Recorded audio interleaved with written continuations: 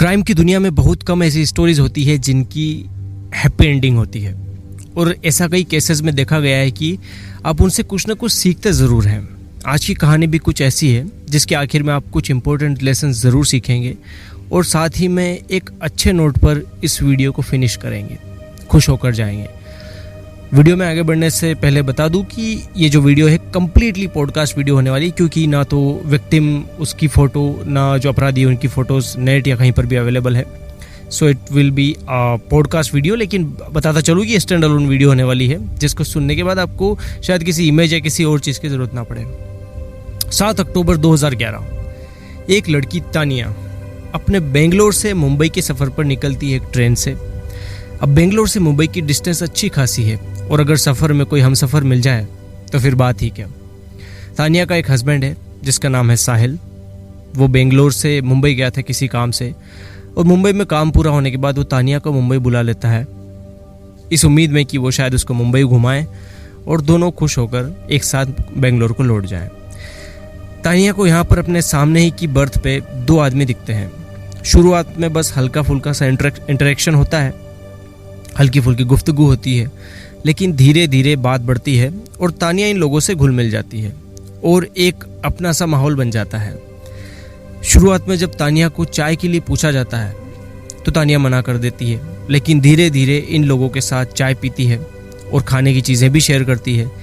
अब मुंबई आने वाला था, तानिया को एक आखिरी बार चाय के लिए पूछते हैं दोनों अजनबी, और उसके बाद बूम, तानिया की आंख खुलती है और वो खुद को एक कार में पाती है, और आसपास नज़र दौड़ाने पर उसे एहसास होता है कि शायद वो किसी मुसीबत में फंस चुकी है।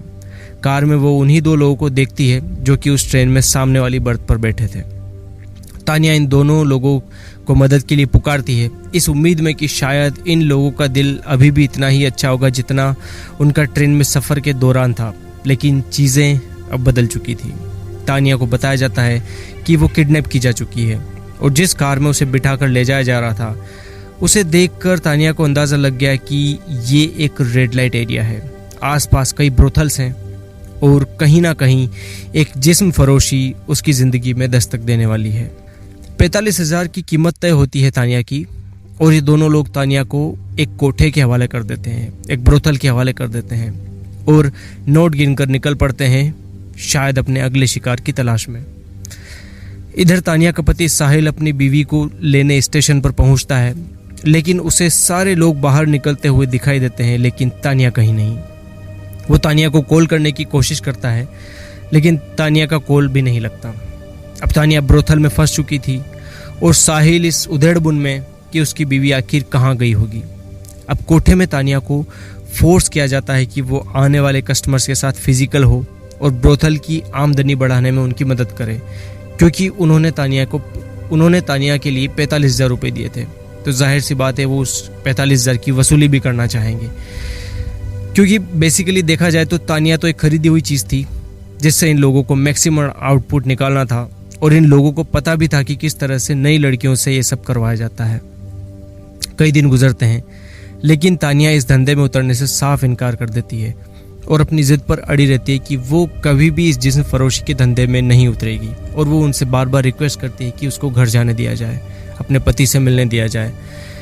और इस बीच वो ये भी कहती है कि जितने रुपए में उसको खरीदा गया है वो उससे कहीं ज़्यादा पैसा उनको दे देगी, बशर्ते कि वो उसको छोड़ दे। लेकिन कोठे वालों को पता है कि ये लड़की अगर यहाँ रहती है तो ये 45,000 से कई गुना ज़्यादा पैसा हमको कमा कर देगी ही। तानिया को कुछ दिन तक फोर्स किया जाता है। तानिया खाती नहीं है, पीती नहीं है, लेकिन शुरुआत में जो कोठे की जो मालकिन थी वो भी तानिया पर ज़्यादा सख्ती दिखाती नहीं। 5 दिन गुजर जाते हैं, 10 दिन गुजर जाते हैं। इस बीच साहिल अपनी पूरी कोशिश कर रहा है कि किसी तरह से तानिया का कोई सुराग मिले, कोई क्लू मिले जिससे वो इसको ढूंढ सके, लेकिन उसको ढूंढने में वो असफल रहता है। अब दिन गुजरते हैं और गुजरते हुए 15 दिन हो जाते हैं। अब तानिया की जो कोठे की मालकिन थी उसको गुस्सा आता है, और वो तय करती है कि तानिया को अब एक कस्टमर ज़बरदस्ती भेजना होगा, और वो तानिया के कमरे में एक कस्टमर को ज़बरदस्ती भेजते हैं 15वें दिन को। यहाँ पर जब वो कस्टमर आता है, जो कि बेसिकली किसी लड़की के जिस्म को निचोड़ने की हवस से आया था, उसकी फिराक में आया था, वो इस कमरे में आता है, और जब वो दाखिल होता है तो तानिया इसके सामने फूट फूट कर रोने लगती है। तो तानिया उसको अपनी सारी स्टोरी सुनाती है, लेकिन चाहे इंसान जितना भी अंदर से जानवर हो, उसके अंदर कहीं ना कहीं इंसानियत तो होती ही है। और ये जो शख्स था, इसको तानिया से हमदर्दी हो जाती है और तानिया के कहने पर ये उसको अपना फ़ोन निकाल के देता है और तानिया अपने पति साहिल का नंबर डायल करती है। अब जब वो अपने पति साहिल का नंबर डायल करती है, साहिल इसी उम्मीद में बैठा था कि कहीं से कोई तानिया का फ़ोन आ जाए, कोई सुराग मिल जाए, कोई क्लू मिल जाए, और इस बीच में वो कोई भी फ़ोन कॉल मिस नहीं कर सकता था। उसने कॉल पिक किया और सामने से तानिया की आवाज़ आई। तानिया और साहिल दोनों फ़ोन पर रोते हैं। तानिया अपनी पूरी स्टोरी सुनाती है। साहिल तानिया से पूछता है कि वो किस ब्रोथल में है, किस कोठे पे है। अब तानिया को तो इन चीज़ों का कोई आइडिया नहीं था, रेड लाइट एरिया के बारे में, कि ये कहाँ पर पड़ते हैं, इसका एड्रेस क्या है, कोठा नंबर कौन सा है, रूम नंबर कौन सा है। लेकिन ये जो अजनबी था, जो उसका हमदर्द बन के आया था, इस शख्स को सारा कुछ पता था, क्योंकि इसका आए दिन यहाँ पर आना जाना होता था। तो ये साहिल को इसका पूरा एड्रेस बताता है, कोठा नंबर, रूम नंबर, सारी की सारी डिटेल्स बताता है। और साहिल को भी यहाँ पर एक उम्मीद की किरण दिखाई देती है कि अब वो अपनी बीवी को जल्दी से जल्दी छुड़ा लेगा। लेकिन वो सोचता है कि अगर वो पुलिस को इन्फॉर्म करता है सीधा इस बारे में, तो हो सकता है कि जैसे होता है ना कि कई कोठे वालों के पुलिस वालों से अच्छे कॉन्टेक्ट्स होते हैं, और ये जो चीज़ें होती है चलती भी इसीलिए क्योंकि पुलिस और प्रशासन इन लोगों का कुछ बिगाड़ते नहीं है, इनकी ऑलरेडी सांठगांठ होती है पुलिस के साथ। तो वो इस रिस्क से बचना चाहता था, क्योंकि अगर पुलिस को भनक लग गई और पुलिस के हवाले से कोठे वालों को भनक लग गई, तो उसको उसकी बीवी कभी नहीं मिल पाएगी। तो यहाँ पर साहिल एक दूसरा गेम खेलता है। वो खुद एक कस्टमर बनकर सेम एरिया पर, सेम लोकेशन पर, सेम कोठे पर जाता है और वहाँ पर वो कहता है कि उसको कोई लड़की चाहिए। अब यहाँ पर जो कोठे की जो मालकिन होती है, सुनीता पुजारी, वो यहाँ पर कई लड़कियों को साहिल के सामने रखती है कि आपको ये लड़की चाहिए, ये लड़की चाहिए। साहिल सारी लड़कियों को एक एक करके रिजेक्ट करता जाता है, क्योंकि उसकी तो तलाश थी उसकी बीवी तानिया। और जब आखिर में सारी लड़कियां रिजेक्ट कर देता है, तो सुनीता पुजारी को तानिया को सामने लाना पड़ता है, क्योंकि उसको पता था कि तानिया एग्री करेगी नहीं। तो उसने देखा कि नया कस्टमर है, तो इसके लिए भी तानिया एग्री करेगी नहीं। तो वो तानिया को सबसे आखिर में इंट्रोड्यूस करती है, और साहिल तो था ही इसी फिराक में। तो साहिल तानिया को चूज करता है, और सुनीता पुजारी के कहने पर तानिया और साहिल दोनों एक कमरे में चले जाते हैं। कमरे में 15 दिन के बाद एक दूसरे को देखने पर दोनों हस्बैंड वाइफ रोते हैं, एक दूसरे के गले मिलते हैं, और माहौल काफ़ी इमोशनल होता है। उसके बाद यहाँ पर तानिया पूरी स्टोरी सुनाती है साहिल को कि किस किस तरह कैसे कैसे क्या हुआ, और किस तरह से उन दो अजनबी लोगों ने इनको फंसाया, और किस तरह से उस एक हमदर्द की वजह से आज साहिल और तानिया एटलीस्ट एक दूसरे से मिल चुके हैं। अब साहिल यहाँ पर कमरे में बैठे हुए पुलिस को कॉल करता है, पुलिस कंट्रोल रूम को, और सारी की सारी स्टोरी सुनाता है। और खुशकिस्मती से पुलिस भी एक्शन लेती है, और सेम लोकेशन पर, सेम एरिया, सेम ब्रोथल में पुलिस दबिश डालती है और सारी लड़कियों को निकालती है, और साथ ही साथ निकलते हैं तानिया और साहिल भी। यहाँ पर पुलिस सुनीता पुजारी और इसके साथ एक और वर्कर थी जिसका नाम था रमीदा शेख, जो कि इस ब्रोथल को चलाती थी, उन दोनों को गिरफ्तार करती है। और उसके बाद इन दोनों से पूछताछ की जाती है। इनसे पूछताछ की जाती है कि वो जो दो लोग थे जो कि दलाल बनकर 45,000 में तानिया को बेच कर गए थे, वो दोनों कौन थे। सुनीता पुजारी और रमीदा शेख की निशानदेही पर उन दोनों लोगों को भी गिरफ्तार किया जाता है कुछ दिन की जद्दोजहद के बाद। और तानिया के अलावा वहाँ पर जो कई लड़कियाँ थी जिनको शायद किसी छोटे शहर से कोई गरीबी में पली बड़ी होगी और मजबूरन यहाँ आई होगी, उन सभी को भी आज़ाद कर दिया जाता है।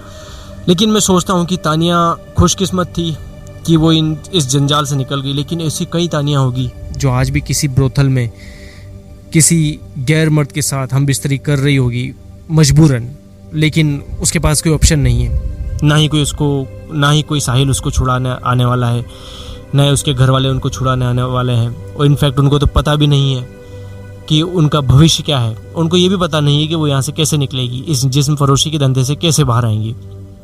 तो आज देश में हज़ारों लाखों तानियाँ ऐसी होंगी जो किसी न किसी ब्रोथल में किसी मजबूरी के चलते या अपनी लाचारी के चलते जिस्म फरोशी के धंधे में आई होंगी और अभी भी वहीं पर है। तो अब साहिल और तानिया खुशहाल ज़िंदगी जी रहे हैं, दोनों बेंगलोर को लौट चुके हैं। तानिया और साहिल को शायद आज भी मुंबई के नाम से डर लगता होगा, जो कि जाहिर है। तो यहाँ पर पुलिस की भी दाद देनी होगी कि जिस तरह से उन्होंने खबर पाते ही एक्शन लिया और इन दोनों को छुड़ा लिया। अदरवाइज़ हो सकता था कुछ ज़्यादा देर होती तो ये जो कोठे की मालकिन है इनको शक होता और ये शायद शक की बिना पर इन लोगों के साथ कुछ गलत भी करे। दोस्तों ये थी आज की कहानी। इसमें लेसन्स कुछ ये है कि आप बस में, ट्रेन में, कहीं पे भी अनजान लोगों से कुछ खाने पीने की चीज़ें ना लें, क्योंकि हर अनजान शख्स भरोसे के लायक नहीं होता। ज़्यादातर भरोसे के लायक होते हैं, लेकिन कुछ ना कुछ लोग तो उसमें भी एक्सेप्शन होते ही हैं। और दूसरा ये कि इमरजेंसी केसेस के लिए कुछ लोगों के नंबर ज़रूर याद करके रखें, सो दैट वो आपको किसी इमरजेंसी सिचुएशन से निकाल सके, क्योंकि ज़रूरी नहीं है कि आपका फ़ोन हमेशा आपका साथ दे। तो किसी करीबी के नंबर ज़रूर याद रखें, 1-2 नंबर भी काफ़ी हैं। So that's all for today. Thank you so much. Have a nice day.